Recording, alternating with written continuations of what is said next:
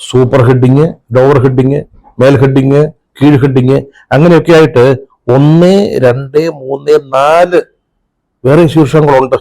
മുകളിൽ പറഞ്ഞിരിക്കുന്ന ജനങ്ങളുടെ വിളി കേൾക്കാൻ പിണറായി സർക്കാർ. ആ ഇനി ജനങ്ങളുടെ വിളി കേട്ട് പിണറായി സർക്കാർ ഭരിക്കും.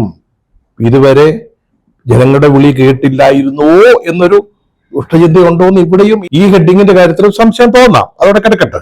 മുഖ്യമന്ത്രി എന്നോടൊപ്പം, ഈ പരിപാടിയുടെ പേരാ.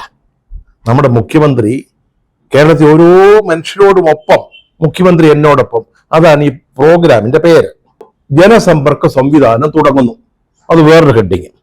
ഇതൊന്നും പോരാഞ്ഞിട്ട് മുഴുവൻ സമയ കോൾ സെന്റർ വരുന്നു. 24 മണിക്കൂറും പ്രവർത്തിക്കുന്ന കോൾ സെന്റർ.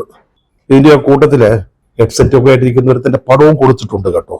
സത്യം പറഞ്ഞാൽ ഈ സ്റ്റോറി കണ്ട് സന്തോഷിച്ചിരിക്കുമ്പോഴേ നമ്മുടെ ഒരു പഴയ സഖാവ് വിളിച്ചാൽ ഫോൺ എടുക്കാൻ പറ്റാത്ത രീതിയിലുള്ള ഒരാളാ.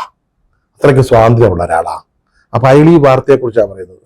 അപ്പൊ എന്നോട് അയാൾ പറയുവാ, സഖാവേ ഈ വാർത്ത വായിച്ചപ്പോൾ സന്തോഷമൊക്കെ തോന്നിയെങ്കിലും ഇതുപോലെ പണ്ടൊക്കെ എന്തൊക്കെയോ ഉണ്ടായിരുന്നു എന്ന് കേട്ടിട്ടുണ്ടല്ലോ എന്നൊരു ഒരു പറച്ചില്.